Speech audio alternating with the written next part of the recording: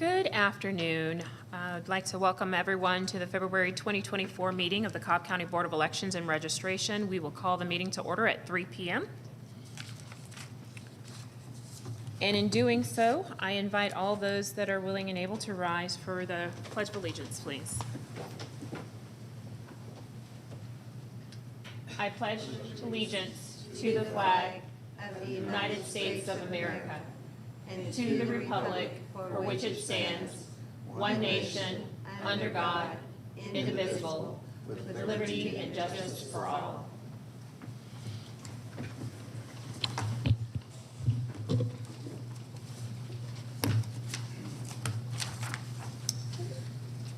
I note that we have one person joining us virtually to participate in the public comment portion of our meeting, Ms. Mindy Seeger. Ms. Seeger, can you hear me?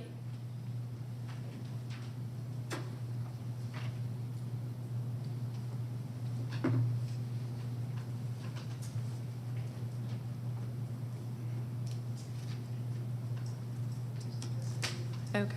And if not, we can always come back to her. There's always a reference that we generally start. She's not on yet? Okay, no worries. We will start with the folks that are in the room with us. Mr. Eugene Williams.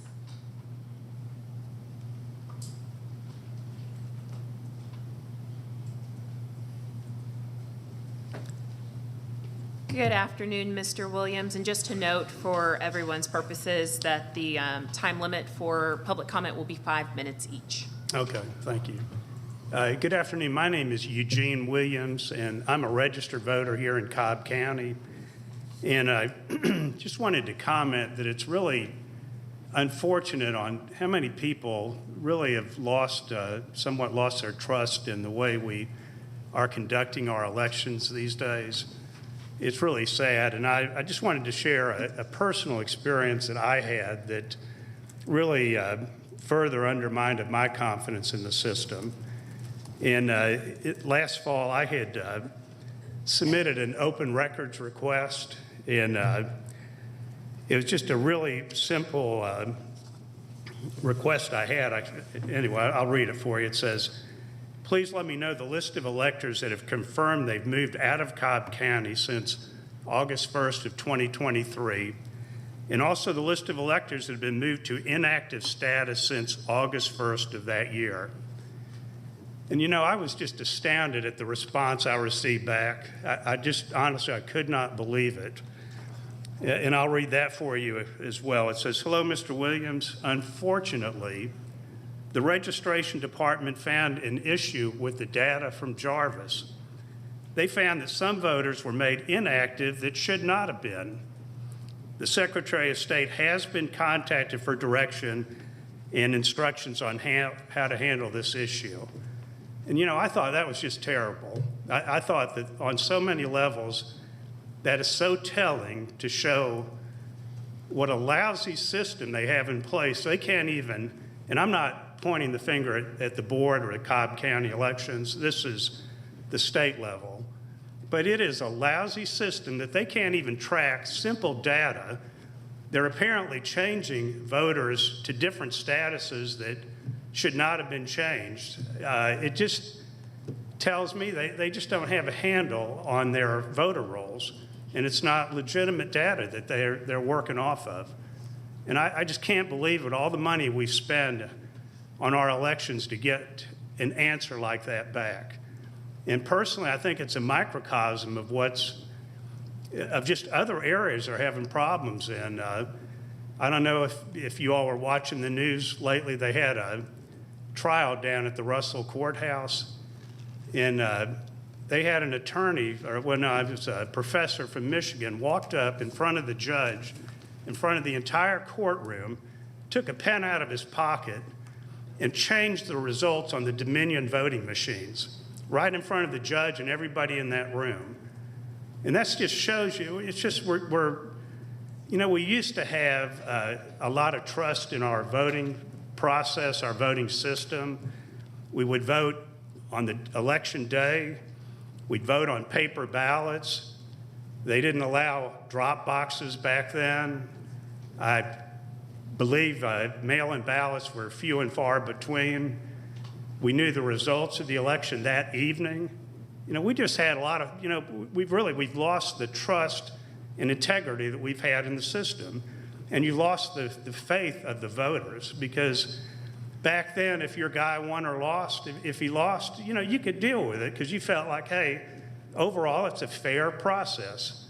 But unfortunately, we've lost that, and I really hope we can work our way back to that at some point. Thank you very much. Thank you, Mr. Williams. Next up, Ms. Susan Strevens.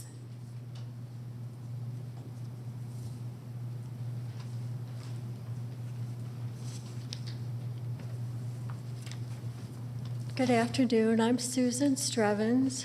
I'm in Ackworth, and I'm here to also talk about the elections. I sent you all an email of a notice in demand for elections prescribed by the people and immediate corrective measures.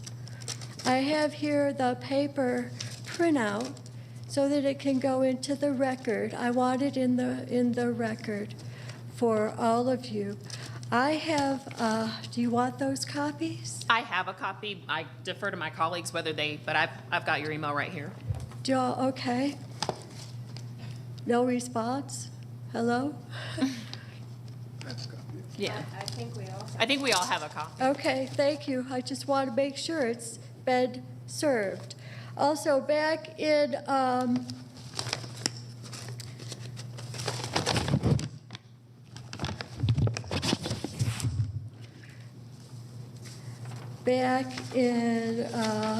a notice I sent in July 11th of 2022 was a notice of election maladministration. Notice to agent is notice to principal, and notice to principal is notice to agent.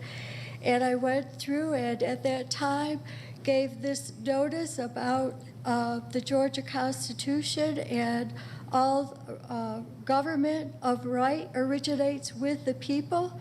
It's founded on their will only and instituted solely for the good of the whole. Public officers are the trustees and servants of the people and are at all times amenable to them. So this is important to know that today is also the governor declared as Georgia Day, having to do with the establishment of our state, the state of Georgia, and this Constitution. So I also want to mention that the people have the right to assemble peacefully. So I'm here assembling peacefully, and there's others. And to also, I have here an official petition to the Cobb County Board of Elections that talks about the laws that pertain to elections. And of course, you should all know that the Board of Elections, the counties run the elections, not the state, not Raffensperger. So it's your responsibility to make sure we have adequate and accurate voter rolls, and to know that you personally protect my vote and everyone who legally votes, that their vote counted, that their legal vote was made, and that it is counted. And you all take an oath to pledge that. Now, a voting system with computers and electronics doesn't take an oath. It doesn't have the eyes to see whether or not a vote has been switched or not recorded. And we've had many lawsuits and many even people in other counties that were told they lost the election that indeed won the election. So we need a whole going back to the old landmarks of conducting the election at the precinct level, paper ballots counted there and conducted by the people of the county and not other entities. And that's the primary of what I wanted to share. And with that would mean too that the ballot boxes, that was never passed by the people to be an amendment to the Constitution. Never authorized to do that. So I ask you to really look at what the law, the Constitution says, and to follow the Constitution. That is what you took an oath to. And I'm here to remind you of that and simplify things, as I remember being here and have notes from a meeting that I attended in December, and I had said I had no confidence. Drevens, I apologize for interrupting you. Each speaker is permitted 5 Okay. minutes, and you've reached your 5-minute All limitation. right, I had no confidence Miss- in it, Miss but I still Drevens. don't. So thank you. Thank you. God bless you, and please take action on correcting our election. Thank you so much. Ms. Pamela Reardon?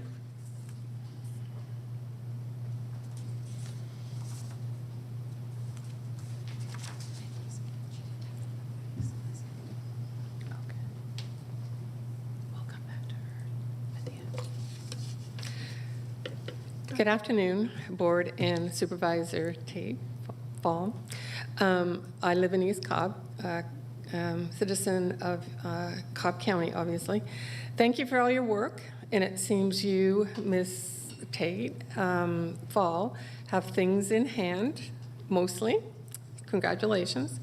First, I would like to bring up the fact that mail-in absentee ballots, according to the survey by Heartland and Rasmussen, accounted for 20% fraud in 2020. The voters actually admitted that they, on purpose or mistakenly, filled in a ballot that was not theirs, or they knew they had moved to another county or state, but they actually voted anyway. It actually was probably higher. I bring this up because I recently was in a meeting with the VP of Heartland, like Friday, and he told me they investigated these findings further since mid-December when that was first put out. And they investigated those ballots. I guess they actually admitted, or they found out that actually more ballots were for, well, they were for Trump, but the people who admitted they voted fraudulently said they voted for Biden, but that wasn't true. They're false voting, right? So I bring this up now not to be an election denier like the left so conveniently accuses of citizens who know about all the fraud about absentee ballot, but to highlight this, the numerous complaints that the Secretary of State investigators have brought to light over the past couple of years. Many voters voted twice, and then there was a recent employee of Cobb County Elections who is still being investigated by the AG office. There's also a problem with the United States postal system. They have admitted to a huge increase in mail theft, and they are not forthcoming with details when asked the procedure for handling absentee ballots in the mail. I also understand that you did recently remove some dead people from your list, 29, I think. Thank you so much for that. But there was one person neglected, as I understand, and that person should be referred to the Cobb AG because it seems they purposely voted multiple times using a dead person's name. So that should be sent to the AG, just so you know. And if you've already done that, I apologize. So given all this, and it is appropriate to get rid of no excuse absentee ballots and go back to before 2009, where a person does need an excuse to vote by mail. Also, I would like to point out that there is a resolution brought forth by the State Board of Elections, and I have sent you an email including that resolution. Also, it is totally ridiculous for voters to bring in their ballots. I've sat many times in watching. They bring in their ballots, and they look around and they go, oh, it's really easy. There's nobody here. I could have voted in person. That's a huge waste of time. Those, I mean, that shouldn't be a fallback, right? It shouldn't be a fallback just in case, and then they come in and cancel it. The problem in 2020 and since with other ballots was exacerbated by the bloated voter rolls. This is why it's imperative that Cobb keep cleaning their voting rolls. Challenges are legal now, as Verify and Mark Elias and the DOJ lost in court with an Obama-appointed judge. So just wanted to remind you that. Dead people, voters checking a permanent move, or voters checking a permanent move on the NCOA card is an excuse for removal, and you should check on it, and if it's that way, then they don't live here, they should be removed.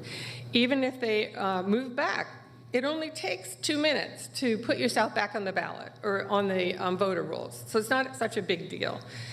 Next, I want you to know that we do know that the CTCL is attempting to go around our current state law, and they are trying to get elections groups grants from FEMA.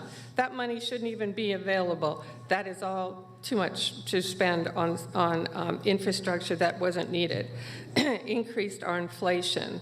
I want to also, before I lose time, bring to your attention that all the maps on your website should be legal maps, not the home rule map. That should be removed immediately because it's only confusing. There's a person running in D2 that lives in D3. There's chaos surrounding it. Thank you, Ms. Reardon. Okay. Your time is expired. I think I still have 5 seconds. You're over about 5 seconds. Yeah, we Oh, that's have it. over. Oh, Yes. gotcha.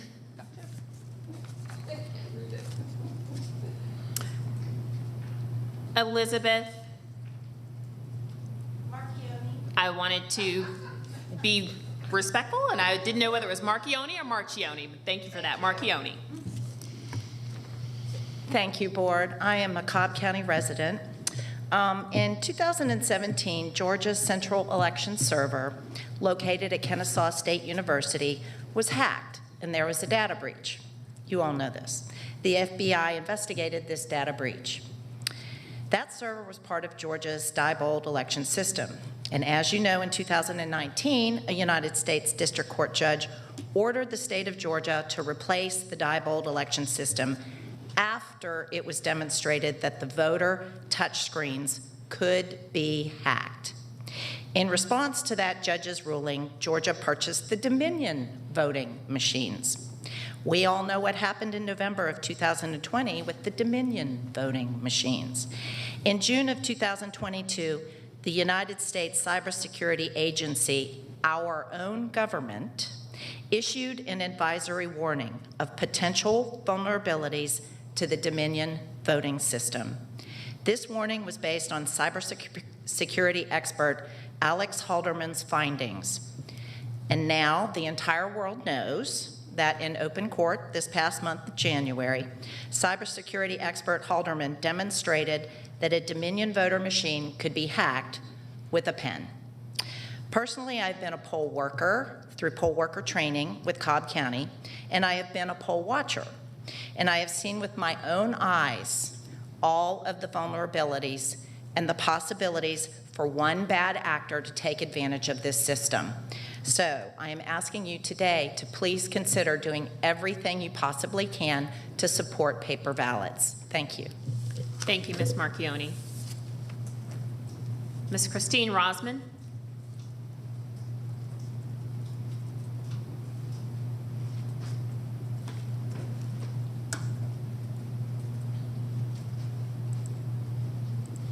Hello, Chair and board members.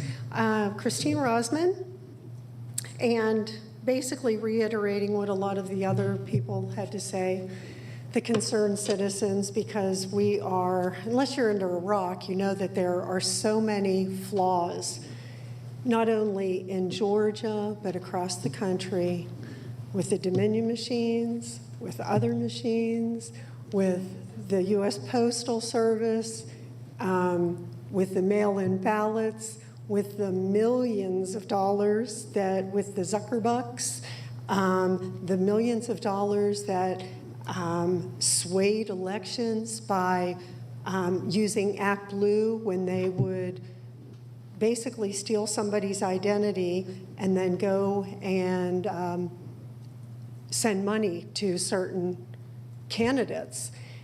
This is so, I mean, it's like a third world banana republic. And so I'm assuming you were all concerned about all this fraud. I'm assuming that you're not taking this lightly.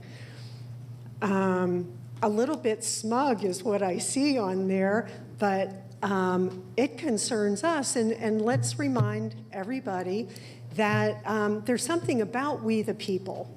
We the people, that basically our Constitution, everything is about we the people. It's not about some selected people that get to make all the rules for us, or even elected officials that hijack what the constituents want and do what they want. One of the things that Eugene said was about Judge Totenberg and about that Curling versus Rassenberger, and that Dr. Halderman from Michigan State or University of Michigan, and basically able to hack a Dominion machine. I noticed there was another professor down at Georgia Tech. It wasn't a Dominion machine, but basically same. And he was also a professor with computer science. He had his just regular students hacking into the machines. Took like less than 5 minutes. Less than 30 seconds to hack in. These machines are vulnerable. Our postal service is vulnerable. We saw some really good information in the movie 2,000 Mules.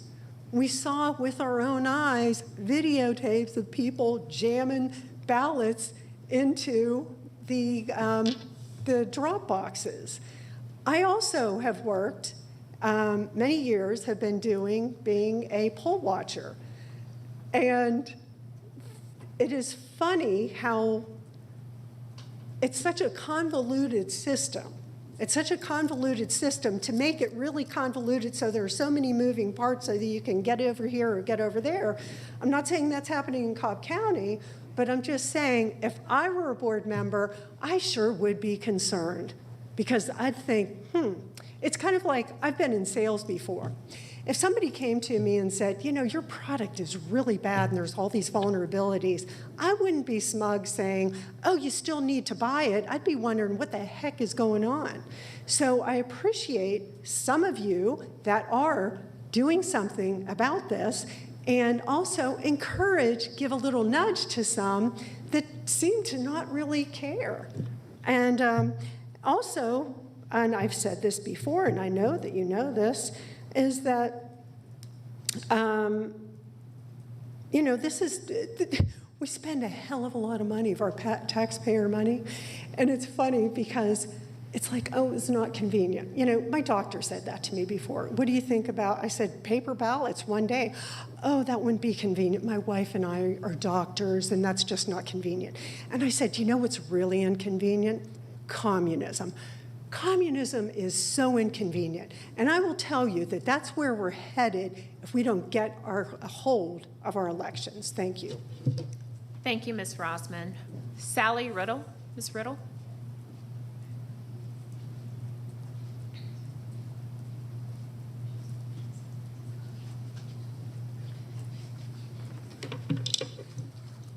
Good afternoon. Sally Riddle, Cobb County resident. I just wanted to thank you for all the work, not just the board, although I know that most of you spend a lot of hours outside of these board meetings ensuring that things are going as well as they can for the elections, but also for the staff. We have 3 major elections basically this year, plus runoffs, plus potential special elections, and I know that the workload is tremendous. Several of us this past month had a chance to meet with Tate Fall and two of her leadership staff, and we appreciate the time that they took with us. We were able to clarify some of the questions that we had, as well as at least initially get acquainted meeting. So we do appreciate that. And thank you as well for the Sunday voting. We appreciate that being put in place for both the presidential primary and the May election, and look forward to the information for the November election, and also the pilot for shift work. We know that that's going to cause extra work for staff, but we think that it will allow more citizens to participate as election workers in our county, and that the more of us that are involved, the better. Thank you very much. Thank you, Ms. Riddle. Robbie Huck? Ms. Huck?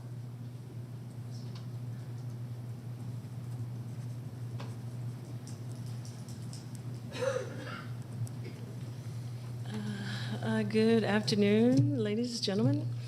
My name is Robbie Huck, and I want to start off by saying all of the courage that you guys have to serve on the board is inspiring. And as you've heard from all the speakers, this is kind of a crazy time in our election history, in our constitutional republic, and it does take courage to shoulder the responsibility of the decisions that guide our county.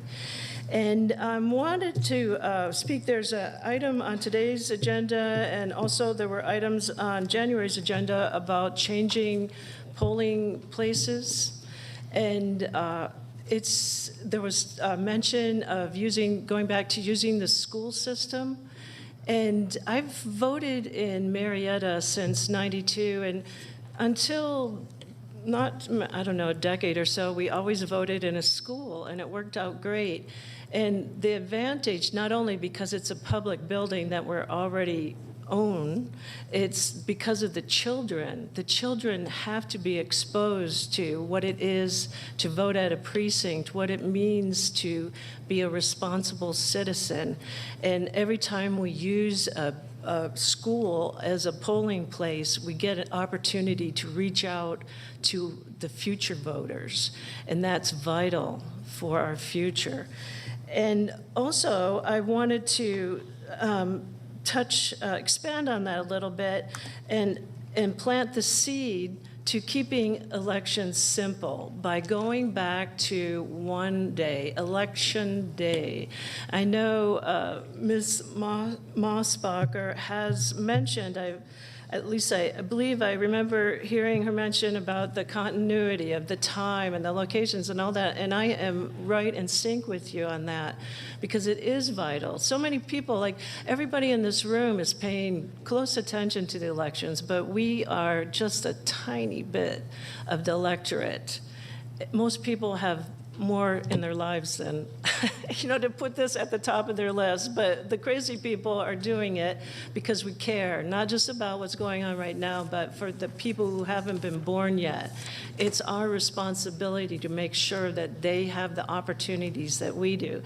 So keep in your mind that Election Day is a beautiful thing. It's simple, and it keeps the precincts in place and the community in place, and the strength that is, as Christine mentioned, it is about the people and not the top down but the bottom up. And I do appreciate your time, and I do keep you in my prayers for strength. Thank you. Thank you, Ms. Huck. We will now go back to Ms. Mindy Seeger. Is she on with us? Ms. Seeger, can you hear us? I can hear you. Can you hear me? You are a bit muffled, at least for me. If you will just speak a little louder. Okay, let's see if that's any better. That is much better. Do realize you have 5 minutes. You can go ahead and start. Thank you for that, and I appreciate the opportunity to be able to speak. I actually have my children at a sick doctor's appointment at the moment. First, I wanted to start with letting you all know, first, welcome to Tate Fall, who has joined our elections team. We're thankful that she is here and is able to serve our community. And also thank you to the board and staff for everything that you guys do every day. I have one primary question and then a comment, if I may. My primary question is around as we are now in election season and we have had all 5 of the electoral maps for Cobb elections being congressional, state house, state senate, Cobb school board, and the Cobb commission map are under have been under some form of litigation. If we could get a little bit of an explanation of when, kind of the timeline, once all of those litigations are finalized, when we can expect that the voter data in my voter page will be completely updated with all of those changes so voters know what districts they're in so they can start to make those decisions. That's my primary question. Secondarily, to follow up on that as a matter of comment, it's interesting to me as I'm listening to some of the previous speakers in the conversation about paper ballots and some of those things that happened when I was there for those hearings when we updated the voting machines. And if I could offer a piece of free advice to those in the room and those who may be listening on the call, I don't think it's realistic to think that we would have a change in an election year to go from the multi-million-dollar machine system ballot marking devices that we have currently to an all hand-marked paper ballot system. However, if that is the desire and the preferred mode of vote for most voters, you have that opportunity in an absentee ballot. So I'm a little confused why we're promoting that we want to get rid of no excuse absentee while also promoting that we want to have hand-marked paper ballots. So my advice to those electors and voters in Cobb County, my fellow voters in Cobb County that wish to have a hand-marked paper ballot, realistically for this year, this election year in 2024, an absentee ballot is the way that you can do that today without legal changes that aren't likely to happen this year anyway. You can get that absentee ballot, you can mark that by hand, you can deliver that to your polling location or to the elections office. That was another reason why I was a fan of the drop boxes, because that also eliminated some of the concerns I've heard today about the Postal Service. So I think we have a mechanism in place, and I'm a little concerned that while we're promoting hand-marked paper ballots, we're also trying to limit the use of those through other means, through the conversations that we're having, the agenda item that's on the State Board of Elections for tomorrow, as far as letting go of the no excuse absentee process. So with that, I just again want to say thank you. If we could get an update on the timeline as to when we can expect voter data to be fully updated once all of the litigation is completed, that would be helpful to voters so that they know who and where they're voting. And that's all I have for today. Thank you. Thank you, Ms. Seeger, for joining us. Okay. That will conclude the public comment portion of our meeting. We'll now move on to the approval of our meeting minutes. Everyone should have received a copy of them, as well as have a copy here in front of you. Have you all had an opportunity to review the meeting minutes from our January 2024 meeting? Yes. Are there any comments or proposed revisions? Hearing none, I will entertain a motion to approve the meeting minutes. So moved. Thank you, Mr. Bruning. Is there a second? Second. Thank you, Ms. Fisher. It's been moved and properly seconded to approve our meeting minutes from our January 2024 meeting. All those in favor? The motion passes unanimously. Thank you. Moving on to the next item on our agenda, the public hearing portion. Ms. Fall, will you be presenting that? Okay, go right ahead. Thank you. So CP is going to pull up a map for us as we look at our proposed change for Oregon 05. So we are proposing a temporary change to move Oregon 05 to be co-located with McEachern 01 at McEachern Memorial United Methodist Church. This is 0.5 miles outside of the Oregon 05 boundary, but it's the only available option we have.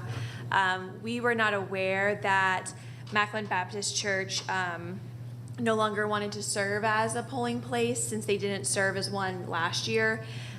We were informed when we sent the notice to them that after the November 2022 election, they were approached by some individuals that didn't identify themselves as law enforcement but requested security footage, said that they were investigating voter fraud, and it really unsettled this church. And so they have decided to remove themselves from the process to avoid any further instances of that same nature. So that's why we're having to move the location. Oregon 05 is at 3,683 voters. And then I do have an updated for Macklin 01. It's different than what's in Exhibit A. They're at 4,029 voters. And so those are the numbers we have there. Okay, I'm sorry, the numbers for Oregon 05? 3,683. And Macklin 01 is at 4,029.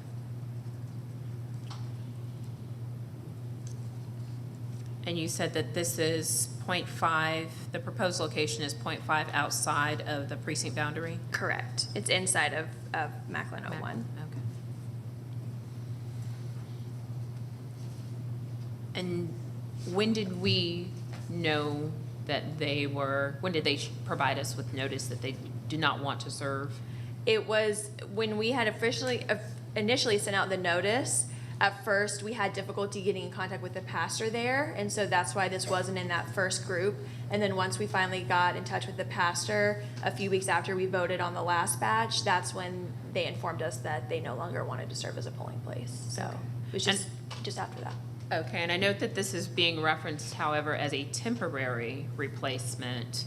I guess, obviously, this is for the March 12th presidential preference primary. I guess, where are you and your team with regard to identifying a permanent location? Just noting that there was a lot of conversation at our recent meeting, at our January meeting, around temporary versus permanent. Absolutely. So we didn't want to make this permanent because we didn't want to make it a permanently co-located precinct. Right. But we needed to get them somewhere for March. So we are looking within the precinct boundaries and closer to the precinct boundary to try to identify possibly a different church or another facility that we could use. Mm-hmm. So the site survey team is working on that. I just don't have an update on progress. They're talking to a few different sites. Okay. Those are the questions that I have. Are there any other questions from members of the board for Ms. Ault?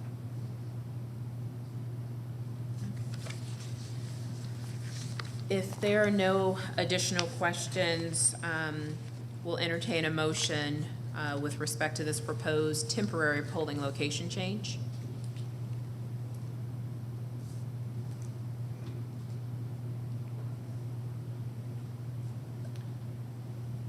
I'd be glad to make the motion, but I'm a little confused. Okay. As to, tell me again, where are we proposing to move the voting place? So Oregon 05 was at Macklin Baptist Church, and now it's going to be co-located with Macklin 01 at McEachern Memorial United Methodist.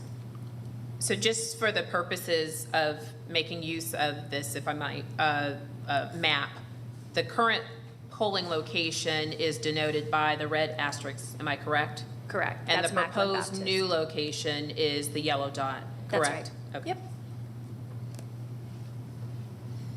So the proposal is to co-locate with Macklin for purposes of this presidential preference primary only, while you and your team continue to look for a permanent relocation given the concerns expressed by the leadership at Macklin Baptist Church. Correct. Yeah. So moved. Is there a second? Second. It's been moved and properly seconded to approve the temporary polling location change for Oregon 05 for the March 12, 2024 presidential preference primary. All those in favor? The motion passes unanimously. Thank you. Moving on to the next item on our agenda, new business. Sure. So up first, we have a request to approve to conduct a nonpartisan election for the Georgia Soil and Water Conservation Commission. This will be in conjunction with the November 5th election. So you have that before you. This is the same one that we used, that we had in 2020. And so they have sent us this and requested that we host that election for them in conjunction with the November 5th.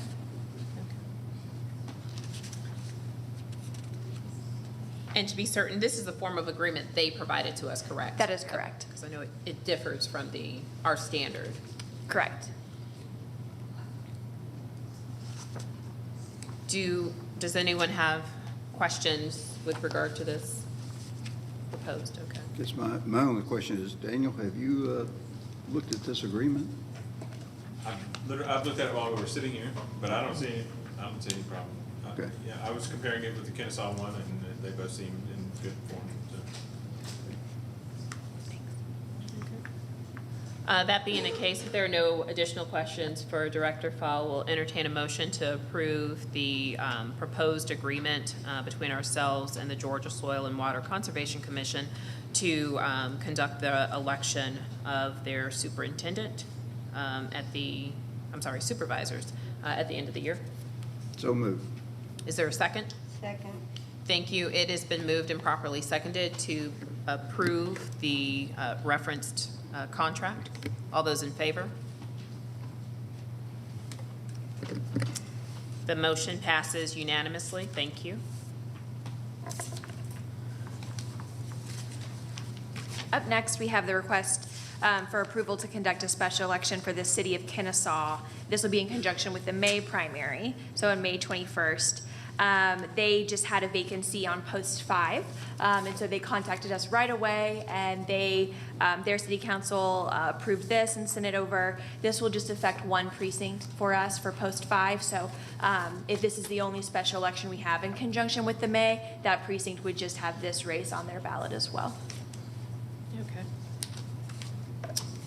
I took a look at this proposed agreement. I'd note that it's our standard form of agreement. My only modification, and I believe I shared this with you as well as with Ms. Brooks and Ms. Pringle, for it to be updated to carry my legal name.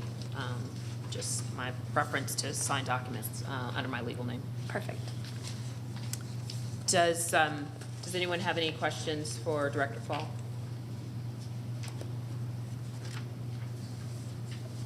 There being none, we'll entertain a motion to approve the proposed agreement to conduct the special election for post 5 on the city of Kennesaw City Council.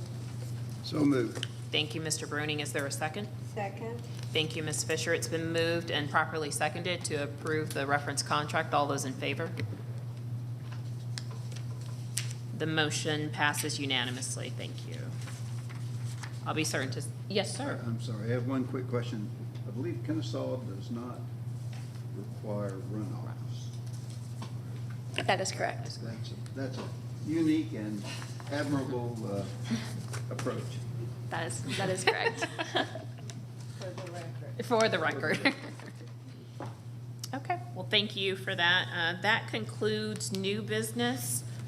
Is there any old business that you need to bring to our attention, Director Fall? I'm not aware of any at this time. Okay. Those of us on the board, any old business that anyone wants to bring to our attention?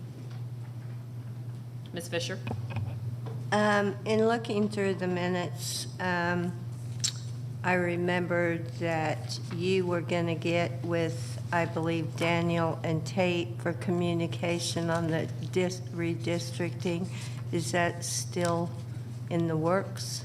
It is in the works. However, given the fact that that is an ever-moving target, and I know that we will likely during executive session get an update from our council, happy to align on what we believe is prudent to put out there, but given the fact, and I will say, I know during the update, and Director Fall, please correct me if I'm wrong, you, I believe, had already planned to provide an update with regard to the maps. I know it's been brought up here, so it's in the works. The only reason I raised the question is the closer we get, the more questions that people are putting out there. Understood. And part of the communication could be as simple as we're waiting on the courts on the remaining outstanding lawsuits. Yep. The other ones have all been resolved. With the exception of BOC. Yeah. Understood. So I do think it's important to communicate that with the public. So just Duly noted. My opinion. Yep. All opinions are valued, and it's duly noted. Mr. White, let's talk about putting some brief statement together, and work with Director Fall and her team to get that posted. Happy to do that. Okay, thank you. Does anyone have anything further with regard to old business? Okay, hearing none. If you will go ahead and provide your update. Sure. Happy February, everyone. It's Mardi Gras week, Super Bowl week, Valentine's Day. There's a lot going on, so happy whatever you celebrate this week. So I'm gonna just kind of go through on my next slide. I have a little bit of an overview. I'm gonna give a hiring update on where we're at with personnel. I am gonna talk about redistricting and maps. I'm gonna talk about where we're at with prepping for the election, and then I'm gonna give some upcoming dates and deadlines. Excellent.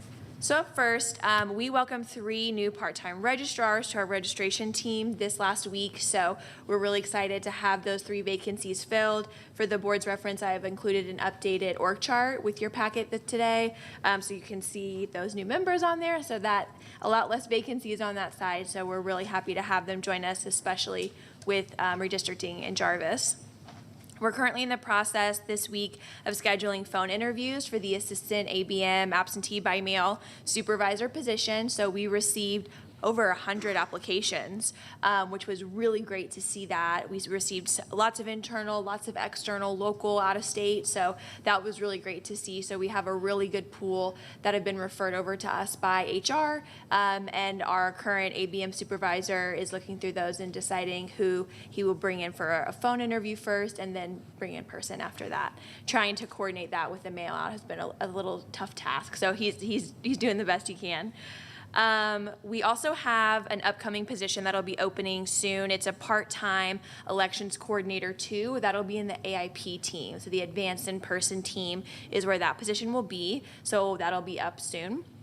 And then last update I had was that we had hired a part-time GIS analyst and that they were starting the beginning of February, but unfortunately the week before they were supposed to start, they let us know that their availability had changed and they were no longer able to fulfill that position. So that position is now vacant again. That was the 3rd time we had tried to fill that as a part-time. Which leads me to my next point, which is that I'll be going before the Board of Commissioners tomorrow to ask for 3 new full-time positions. I am item 70 of 70, so you have to stick around if you want to see it.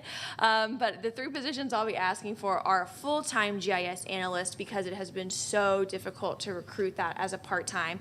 And I spoke with Kimberly Limley, who's the director of IS here for the county, and she said that they're having the same issue, that filling part-time GIS analysts kind of become a unicorn and it just doesn't really exist anymore. So they're working on converting their part-time positions to full-time as well.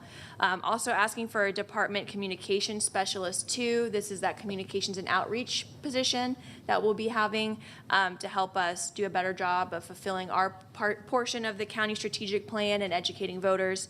And then the last is an absentee division manager, so splitting that registration department in half. So registration will have their own division manager and absentee would have their own. So if anyone would like to come and speak tomorrow in support of those positions, I would greatly appreciate it. We really need these. I wouldn't have asked for them outside of the budget cycle if it wasn't very important. Part of the reason why we're behind in getting maps updated on our website is because we don't have a GIS analyst in-house. And so getting this full-time position is really key to our success moving forward with all map making requests that we get from the public. So really key for us there. Any questions about this one? I hiring? do have one question. I don't know whether anyone else has questions. I always attempt to defer to. Assistant, I'm happy. One, with the report, the structure, and kudos for the job that you're doing. I do have a couple of quick questions with regard to the assistant ABM supervisor position. I understand that you'll be scheduling those interviews. What is your anticipated timing with respect to, obviously, scheduling the interviews? That's dependent upon the availability of the applicants. But what do you believe the proposed timing is from the interview process, just given where we are in the election cycle? I don't believe we'll be making a hire until after the election, I think is what we've decided. It's never my goal if we hire someone from another county to take them during an election process. So I like to get through certification and then we would work on hiring if we had an external candidate. If we had an internal candidate, I would like to still wait till the end of the election just to keep everything kosher and make sure that roles aren't confused and that we're not changing midstream. Okay. I think that's excellent. Just wanted to make certain that everyone was aligned as to, where and the timing of the potential filling of this vacancy, given, what the role is responsible for. And then with respect to the part-time GIS, I know at one point you were leveraging some resources from the county. Is that still the case at this point? Yeah, so currently who's helping us with our GIS is a full-time GIS analyst in libraries who's on loan to us. So thanks, Helen, for loaning him over to us. And then also met with a few people with the GIS department who said they'd be more than willing to help with anything, especially if we get into really that crunch time with the BOC map and qualifying. So we have a plan in place for that, which I'll talk about in a minute. But that's how we've been able to get these maps at all, is because the GIS department and libraries has loaned us their manpower to get it done. Okay, excellent. All right. Those are all the questions I had with regard to personnel. You had a question, Ms. Fisher? I do have one question on the GIS position. It's part-time or full-time? Currently, it's part-time. Tomorrow, I'll be asking to make it full-time, so it'll be a new full-time position. So it's not like we have redistricting, thank God, every year. But what would that person be doing in the interim? This is a great question. So a question a lot of the commissioners asked as well. So as we know, what we do is all year, every year. We don't, even the odd years, we were saying the other day, don't even feel like off years anymore.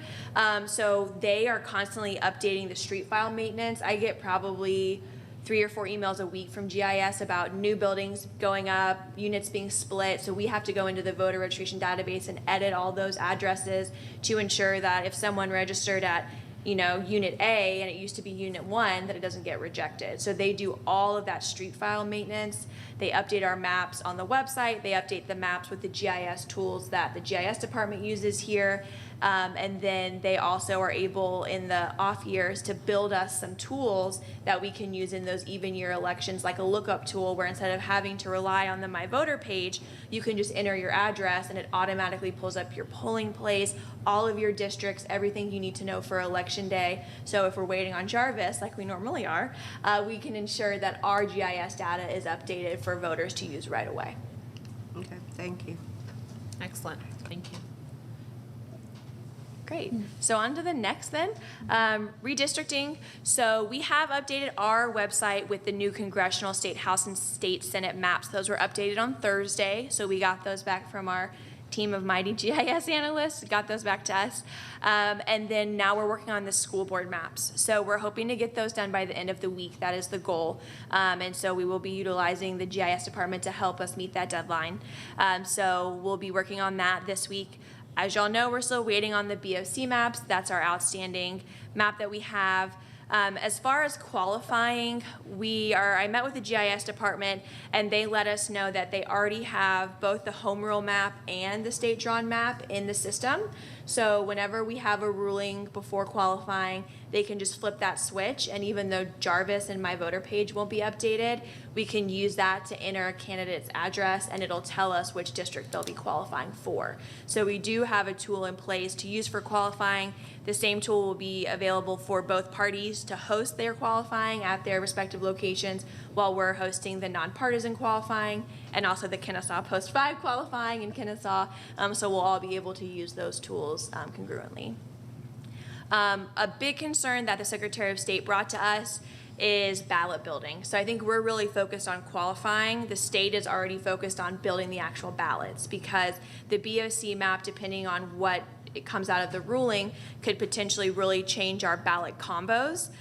So essentially what our registration team is doing in work with the Secretary of State's office is that we're building 2 elections. So we're gonna go ahead and build the election with the home rule map, and we're gonna build the election with the state drawn map. Just because if we get down to the 9th hour with the ruling, we have to be able to get these ballots turned around really quickly. And this is the only way that we thought to do it. So the registration team is taking on this massive task along with our liaison at the Secretary of State that builds our ballots for us. So we're doing that because there's so many changes, we'll need a lot of time to proof. And so that's why we wanna get this done as quickly as possible. which also leads to the My Voter page. I know there were questions about that. There is no guarantee that your My Voter page will reflect your accurate districts by the March primary. It will, however, have your correct polling place. That information is correct and up to date. What is not up to date are the districts. The way it works in Jarvis is that I can't publish this entire redistricting file until I have all the maps in place. So although I already have the congressional, state house, state senate, and now school board loaded in there, I can't hit publish until I have the new BOC map in there. So whenever we get the ruling on which map will be in play, if the home rule map is decided that is the map that is to be used moving forward, it'll take us 3 to 4 weeks to update Jarvis and get those updates published to your My Voter page. If it's the state drawn map, it'll be 1 to 2 weeks. So that's kind of where we're at with the workload on the team to update that. It's a very manual process. They go line by line, street by street, assigning combos. So it takes a long time, and then of course we triple check everything to ensure that voters get the right ballot, that they're in the right district, and that their information is correct. So that's kind of the chunk of the redistricting. Right.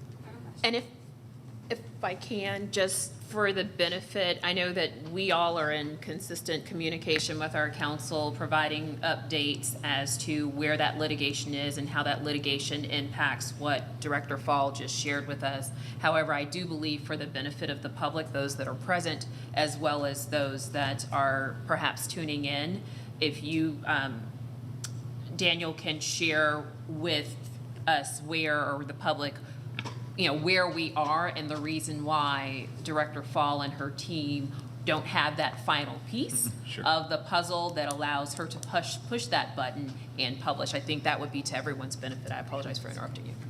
Yeah, and again, everybody's got these same questions. MDJ called me on Friday and said, can you walk us through it? Because we're getting lots of calls. So I thought it was important we update everybody today. And I'm gonna start actually, I'm going to go back and talk about the state, the school district, and then the Cobb, and just to give everybody just a short heads up on those first two, and then a more in-depth on the Board of Commission maps. So, we know Judge Jones in the state challenge for the congressional maps and the state House and state Senate approved the legislatively redrawn maps when they had that special session in December. At the end of the year, Judge Jones approved those. The last time I checked, a few weeks ago, there hadn't been an appeal filed. I assume there was one coming. I now see that there has been an appeal filed on that, but there is no stay in place, and I would be pretty surprised if a court would enter a stay at this late date on those maps. So the maps that Judge Jones approved that are being implemented are being appealed, but I don't expect them to change, prior to qualifying. Maybe there's a ruling that comes out before the primary, but they probably would have to implement something. It'd be basically a new trial. I don't know. I won't get into all the possibilities, but right now those look like what's going to be moving forward is what we're already implementing. On the school district map, again, we're moving forward with the maps that were passed just a few weeks ago, and that's because Judge Ross in the school board in the Finn case ordered a remediation process to begin. The legislature got the first shot to draw new maps. There are actually 3 different appeals in that case that were filed. The first 2 appeals were dismissed on a Friday afternoon, but also within 30 minutes of that, a separate panel in the third appeal entered a stay of Judge Ross's order. And so that stay went into effect saying the remediation process is not going to move forward until we decide this appeal. But the legislature has its own prerogative and can pass a new map if it feels like it's appropriate. And so they kept moving forward with that process and did adopt a new map. And right now the stay is still in place. That case is fully briefed. I don't see where they're going to have any oral argument on it. So there could be a ruling any day. But for right now, just for scheduling and logistics purpose, I've advised Tate or Ms. Fall that we should just go ahead and move forward with the school district maps that were adopted more recently, because even if something happened and the Court of Appeals said that Judge Ross was wrong, we're now dealing with a law that's been passed and signed into law, and I just don't see the remedial process playing out fast enough even if it went back to her for some reason, that it would change between now and qualifying. So those first two sets of maps seem to be still not 100%. There's no 100% guarantee on either one because they're both appeals pending, but they are pretty close to set in stone at this point. The Board of Commission map, as you know, there was a ruling on January 8th from Judge Harris that I'll call them the home rule maps, were invalid and that they were outside of the home rule powers set forth in the Constitution. But on the same day, the county attorney filed a notice of appeal. There in Georgia, there's something called an automatic supersedious that applies in all civil cases, and sometimes it's clearer in a standard civil case how that applies because you're saying, well, you're not going to go enforce this money judgment until you get this appeal. But it's a little trickier in cases dealing with statutes and provisions that have been declared unconstitutional. So there was some back and forth about, does it apply, does it not? The county took the position that basically the county took the position that the home rule maps are still in place until the appeal is resolved. The plaintiffs filed a motion in front of the Georgia Supreme Court, which is where this appeal, any appeal involving constitutionality goes to the Supreme Court. So the plaintiff said, we don't think it applies, but if it does, lift the supersedious, so lift the thing that the county says is keeping the home rule maps in place, and or expedite the appeal. And the court, rather than lifting the supersedious, expedited the appeal, which was the worst possible news for this board because this board's goal is to have something in place and get it, my understanding is, this board has always tried not to take a position on which set of maps is appropriate or inappropriate or invalid. It's not your job. Your job is to implement the maps, and we were hoping to have an answer, but because the Supreme Court did not issue a ruling definitively, they just kind of, I appreciate that they expedited it, but they've set the briefing deadlines to end on February 21st. The county attorney's office filed a brief. They're the appellant, so they filed their appeals brief last Thursday. On Friday, I actually filed an amicus brief on behalf of the board saying, Supreme Court, please go ahead and issue a ruling on the supersedious issue so we can move forward with one set of maps or the others. I haven't heard any, that was just Friday, so I'm not even sure they've had a chance to review it. The only new development since I sent the amicus brief around to the board is that the county had requested oral argument. We were notified by the clerk today that the county, or to the county attorney, that it does not appear they're going to grant oral argument. So they're either just going to hear it on briefs, or if they do hear oral argument, they're going to hear it at a later date. I apologize. So for interrupting you, when you say that if they are going to hear it if they are going to hear oral argument, it would be at a later date. Mm-hmm. A later date as compared to? So I don't know. That's pretty much a quote from their email. She just said.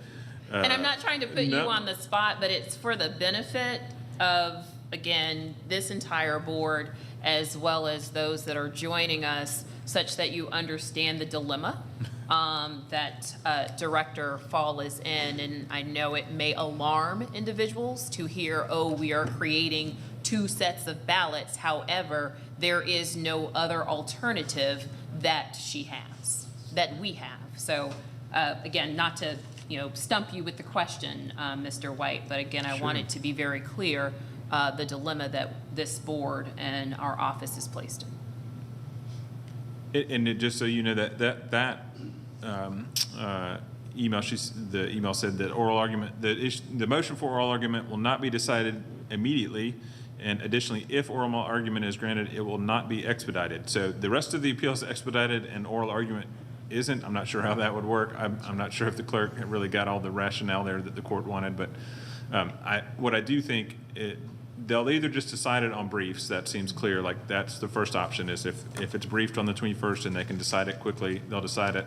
Otherwise, they're going to have to issue a ruling on the supersedious issue and say, we're going to lift the supersedious and the legislative maps will apply, or we're going to apply the supersedious and we're going to say the home rule maps stay in place during the election. And that's, we had hoped, in fact, that's why we filed the brief on Friday was just to urge the court. We presented the deadlines to the court. We told them about 3 upcoming deadlines for uploading ballots, for the need to possibly call a special called election for any vacant seats, and the need to have it ready for qualifying and for the first day that people can request absentee ballots. And so we put all those dates in front of the court and asked the court to rule on it.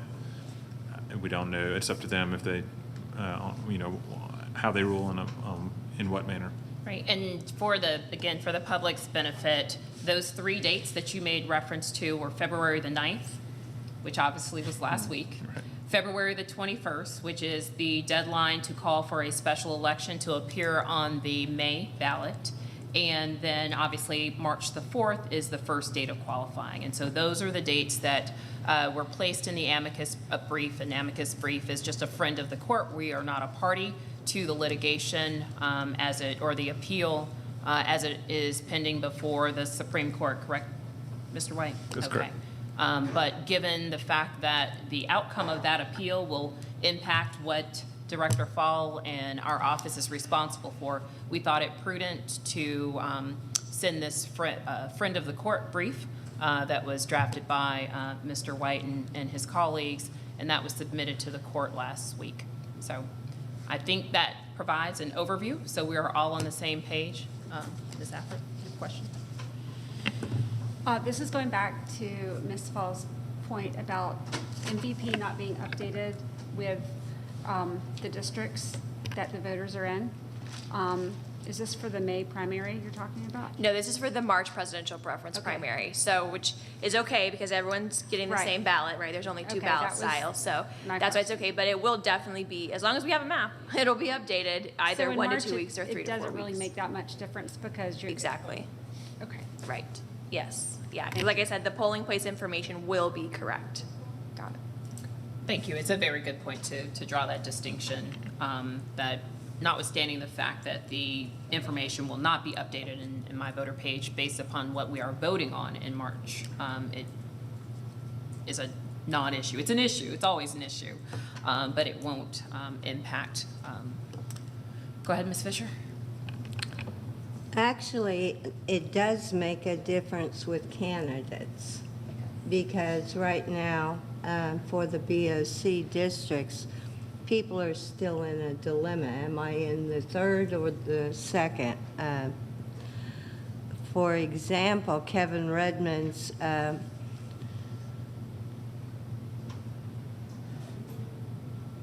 declaration to run shows both districts. I'm not sure how that's legally possible. So I can speak to that. Okay. So when he wanted to start his paperwork for qualifying, since he was fundraising, this issue came up. Will he be in the 3rd or the 2nd? We received word from the state ethics board that he needed to file his declaration of intent for both the 2nd and the 3rd. So that was 100% at the request of the state ethics board to go about it that way. I've spoken with Mr. Redmond. I know Kara Pringle, our elections manager, has as well, and he is prepared to go whichever path he has to go when the maps are ruled on. How does that work since District 3 isn't on the ballot? It would be next year. So he would roll into a 2025, It would be in 2 years. campaign. 2 years. 2 years. Yeah. 2026, excuse me. Okay, and then I do have a question on the GIS qualifying. Will your office be available? How will the parties verify candidates that are still in question? They will be able to use the same tool that we're using, the same lookup tool. And how did they get that? As soon as we have a map, I'll have a link and then I'll send it out. Okay, thank you. Any additional questions? Yes, Mr. Bruning. I'd just like to suggest, Tate, that you and Daniel come up with a nice box summary of the things that have been talked about the past 20 minutes that can go on the website in front of all the maps, so people who are like candidates or whoever can find out just where things stand. And also to remind them that the My Voter page is still accurate for polling places. Because those are the two things people look for is, what's my polling place? Because it's important to them. And the other is, what district am I in? Well, we can't answer on the districts, but we can on the My Voter, on the location of the polling place. So I would just recommend that we really need some simple summary that voters can look at and know what information is complete versus what information is still up in the air. And I know everything is up in the air in Daniel's world, but in practicality, we have 4 maps that we're moving ahead with now, 4 kinds of maps. And it's important to tell people, okay, 4 out of the 5 are done. And if you look at them on the website, they're accurate. But, there's a lot of feeling that too much is up in the air, which we all agree with, certainly. And the simpler we make it and give folks direction as to what's good versus what's still unknown. So, Absolutely. Thanks. We can work on that. That brings up another question. Daniel, can you clarify that the appeal is on the Congressional, State, House, and Senate? Or is it just on? I've just to sort of verify that the appeal had been filed at the end of January today. I have not, given all the other briefing and reading I've done, I have not read the basis of their appeal, but I would imagine that it seemed to me, just from glancing at the primary issue that's being appealed in the State House, State Senate Congressional Map Challenge is the issue of whether multi-minority districts have to be protected. So that was the main issue. It's like, was Judge Jones' order only that you have to protect the majority black district voter preferences in these districts, or can you say the fact that they eliminated a multi-minority district? That seems to be it's going to be the focus. I mean, as with all of these, there's a lot of lawyers, so they have raised a lot of issues. But yes, it would be as to all the maps. It's more the basis of the decision than that. But yes, that's what the appeal says. It's so close to the election cycle now, and it would surprise me if they issued any kind of stay or any kind of order that would change it from different maps right now. But stranger things have happened. So.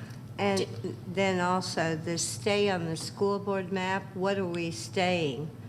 Are we staying the new map, or are we staying the 20? Well, it's not we staying, but the court has stayed Judge Ross's order. And so what that does is say her order to go through the remediation process, like granting the injunction and disqualifying the original maps, is no longer valid. But what's happened is, in the meantime, there's been an intervening act by the legislature to pass a new set of maps. So the new school board maps that were just signed into law, those are the maps that are going to apply. Okay, thank you. I will say further to Mr. Bruning's point, while that information is obviously helpful for us, I don't know that I would go into that level of detail for this very succinct box Correct. that Mr. Bruning, and then I would also recommend that there is an effective date on whatever that information is, because again, things are moving very quickly. So if we publish it tomorrow or 13th or the 14th, whatever day it is, such that when people look at it, because again, this is a moving target, they know that the information is set out in that very succinct summary of where we are was effective as of the 13th, but we Right. know that things could very well be different by the 14th or the 15th. Sure. Are there any additional questions? And I know you're continuing with your report. I would like to clarify, when I talk about ballot building with the Secretary of State's office and that we're building 2 separate elections, that never gets past the ballot proofing process. So only one election will be on the equipment. Only one set of ballots will be printed. We just are going to hold on both until we have a ruling, and then we'll move forward with whichever one the court tells us to move forward with. So I just wanted to clarify on that. Thank you for that clarification, and how I believe how you are moving forward with the Secretary of State is prudent, such that we have what we need and can move forward expeditiously, such that we're not then caught behind the 8 ball trying to create this ballot, which is outside of our control.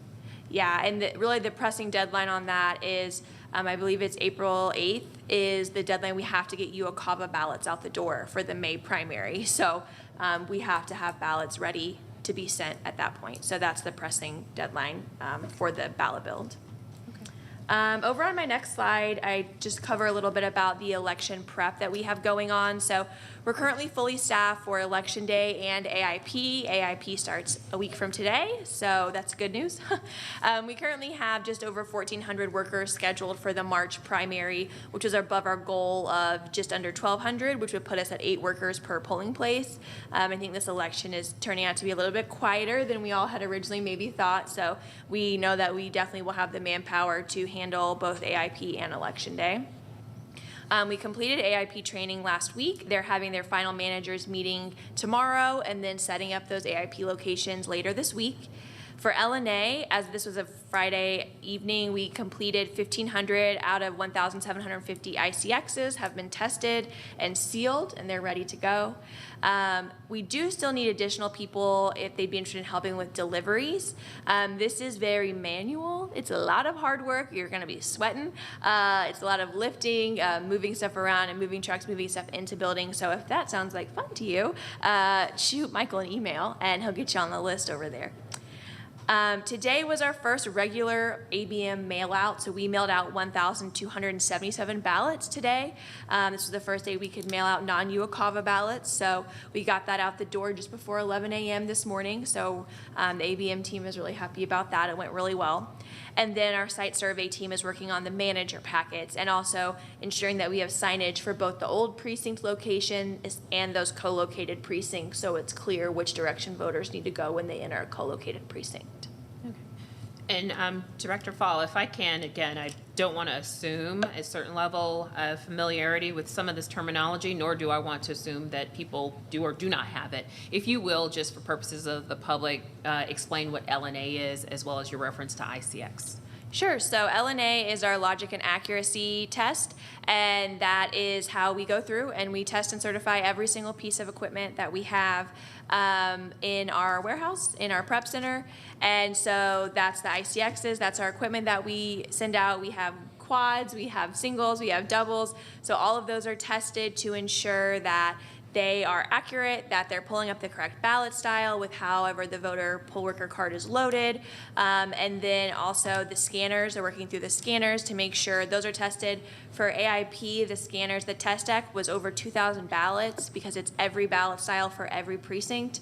So with 4 ballot styles and 148 precincts, I don't do math in public, it was a lot. And so that is, for AIP, that is complete, and they're all sealed up and ready for delivery later this week. Excellent, thank you. Sure. So what is ICX? I don't know what it stands for. Those are the actual touchscreens, correct? Yeah, the actual touchscreens themselves. So we have different configurations based on which locations that they're in. Sometimes there's 4 in a setup in a carrier, sometimes there's 2, and then we have a few singles as well. Does anyone else have additional questions for Ms. Fall? Awesome. Over to the next, just some upcoming dates and deadlines I wanted to highlight for the public. Today at 5 p.m. in just 40 minutes is the voter registration deadline for the March presidential preference primary. So make sure you get those applications in. Next Monday, like I mentioned, is the first day of AIP. After this, I'll show the AIP sites and times. Friday, March 1st is the absentee by mail application deadline. So if you want to vote absentee by mail for the PPP, you have to get your application in by Friday, March 1st. Monday, March 4th, starting at 9 a.m. through Friday, March 8th at noon is candidate qualifying. We'll be having all the nonpartisan candidates to our office to qualify, and then the parties will host their own qualifying for partisan candidates. We'll also be doing qualifying. We'll have a shortened window. We'll get those dates posted and put out through the legal organ for the Kennesaw Post 5 City Council seat. That'll take place in the city of Kennesaw when we qualify there. I believe we're only doing 2.5 days. 3 days. So we'll make sure that those are posted. And then Friday, March 8th is the last day of AIP. So if you want to vote early in person, make sure you get it done by Friday, March 8th. And then of course, Tuesday, March 12th is election day. All absentee ballots must be received on election day by 7 p.m. So make sure you get that in. Okay, excellent.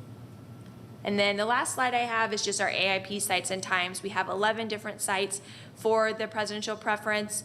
Those denoted with an asterisk are the ones that are open on Sunday. So we're just doing 5 sites, Sunday, March 3rd, 12 to 5 p.m. Otherwise, we'll be open 7 to 7, Monday through Friday, starting next Monday, and then the 2 Saturdays, 8 a.m. to 5 p.m. So come see us and make sure you vote. Thank you. Are there any questions with regard to the items that Director Fall has shared with us? I do have one last question. Are we going to be identifying, actually, I know on the website, bless you, on the website, I know we've identified where the drop boxes are, correct? Yeah, okay.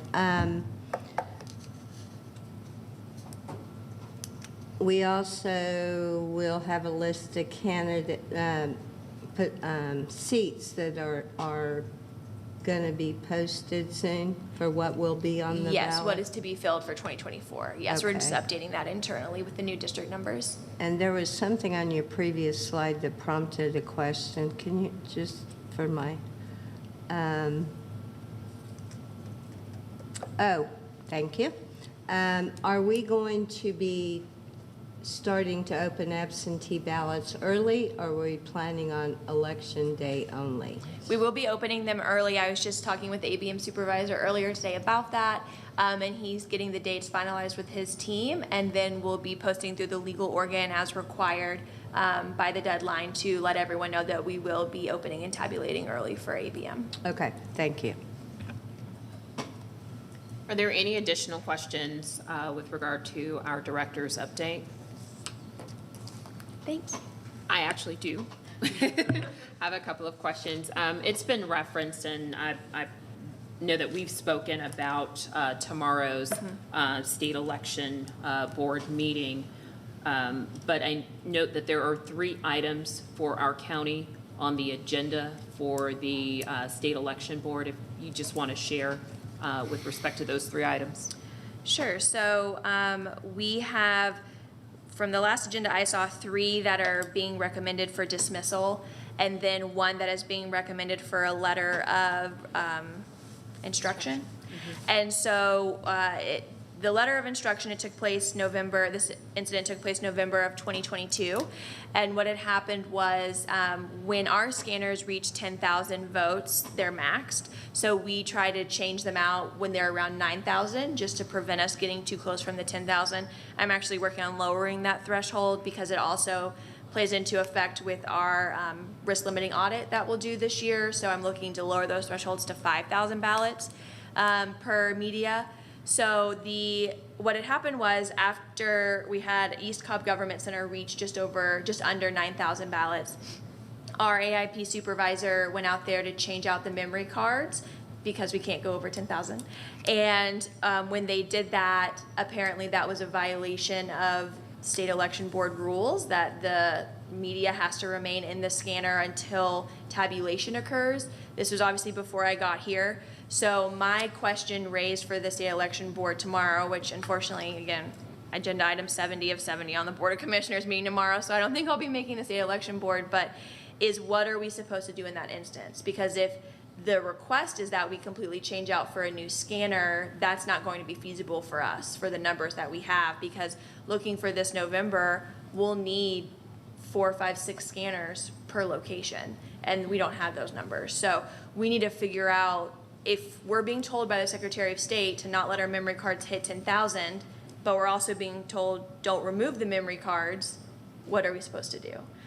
So that's kind of where we're at with the case for letter of instruction. Okay. And I note that you will not be present, obviously, because you will be at the Board of Commissioners meeting. You and I have previously spoken that I will, as I have done in the past, attend this meeting. This meeting will be held virtually.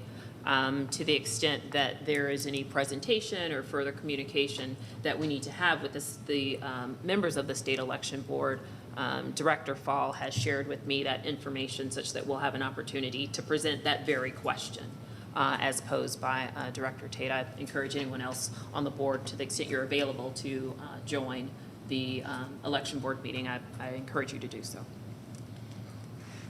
Anything further with regard to the upcoming state election board meeting? I believe that's all that we have for Cobb on the agenda tomorrow. Anything further for Director Fall with regard to her report, or just generally? Okay, thanks. We will now move on to my update, some of which has been covered, so I thank you for your comprehensive updates and ongoing reports from the office to this board to keep us apprised of what's going on. With regard to tomorrow's state election board meeting, it was referenced during public comment that there is a proposal on no excuse absentee voting, and that there is an opportunity for public comment. Again, it's a virtual meeting, so any comment or input from this board or our office needs to be submitted via email. And I wanted to bring that to this board to get your input with respect to the prerogative of this board to submit any information, our position with regard to the proposal. I do believe it's important to be heard, as we are, I believe, the third largest county in the, as far as registered voters in the state, and this would have an impact, regardless however it goes, on our Cobb County voters. So with that, I just want to open up the floor for any input from the board on this.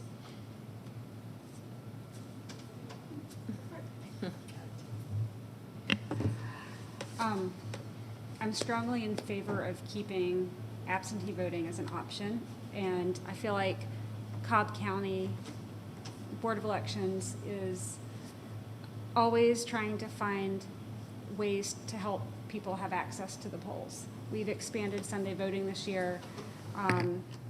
Absentee voting is a way for working people, senior people, disabled people, people that might travel for business. There's so many possible reasons people might need to vote by mail in order to be able to vote. I feel like it's such an important tool, and we should be strongly opposed to taking that tool away from our voters. Thank you, Ms. Affred. Anyone else? I definitely agree with that statement. I think I'd like our board and our election department to issue some sort of formal letter in writing for public comments that stated our support for continuation of no excuse absentee voting.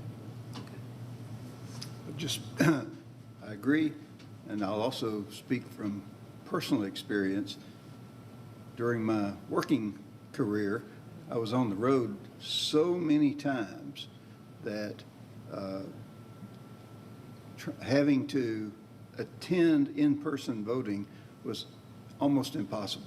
There were just things that came up, and so using, at the time we didn't have advanced voting, but using absentee by mail voting was really critical to being able to participate, and making it more difficult for people to do absentee voting is very much the wrong direction we should be going. We should be encouraging people to take every opportunity to participate and to vote, and making it more difficult to exercise that capability is definitely not helpful. Okay.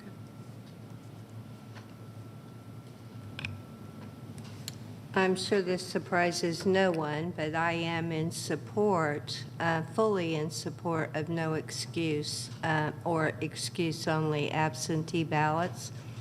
I think the resolution is merely to promote the legislators to rewrite the bill. I think different language can be used to make sure that a lot of people are covered. And for the public, we did not have no excuse absentee ballots until 2010. So we did have a change in the law in 2009. So I'm in support of it, but knowing that I'm the minority, I just am stating my position. Okay, thank you for all of that. I will note, and I'm reading from the proposal as provided on the State Election Board's portion of the Secretary of State's website. The resolution reads as follows: now therefore it be resolved that Dr. Johnston and the members of the board are authorized on behalf of the State Election Board to work with the General Assembly to restore Georgia law to allow absentee voting only for the reasons embodied in OCGA Section 212380 prior to 2009. Obviously, I need to have those reasons stated, but it would seem as though it would revert, the proposal is to revert back to the limited number of circumstances wherein absentee by mail it would be permitted. Director Mossbacher, you made mention of submission of proposed submission of a formal letter. It's something that would need to get finalized pretty expeditiously in light of the fact that tomorrow's, the meeting is tomorrow. I can work on that and distribute it to the board for your review this evening so that we can send it this evening. So just, noting that. And then obviously we can puppeteer from this dais, but I think we also should hear from our director, given the fact that she manages the team that's ultimately responsible for this. Director Fall, do you have any input for us? I think it's an interesting proposal. I came from Virginia. We had 45 days of early voting. So this here in Georgia, to me, is much nicer. It's a lot less work. But one thing, when proposals started coming forward in Virginia about reducing the number of days, because it was the first 2-3 weeks were dead. I mean, no one came. And then the last 2 weeks were really, really busy, right? But the difficult place for us as election administrators in the nonpartisan capacity in which we work is that once we've given a certain way of voting or we've given a right to vote that way, it is really hard for us to walk that back. And so I think from an implementation standpoint, walking that back would cause a lot of extra work on the behalf of the staff. It would cause a lot of complaints, but that's not something that we're not used to. So I think that for us as election administrators, it's always hard to walk back something that's been given to the voters. Okay, those are very fair points. If I can impose upon you, Madam Secretary, to email those notes such that I can use that to craft the proposed letter that would be submitted on behalf of the board, that would be extremely helpful in getting it done quickly, as in this evening. The other item in my report, I note that Ms. Strevens, I believe, has left us, but obviously having received her letter or directive to us, in reviewing it, I did not see a specific ask of this board, and I want the public to know that obviously we review everything that we received. We take it under advisement and consideration. I did somewhat of a straw poll prior to the start of this meeting to make certain that I did not misread Ms. Strevens' email, but it does not appear to ask us to take any particular action. Am I correct in my interpretation of that?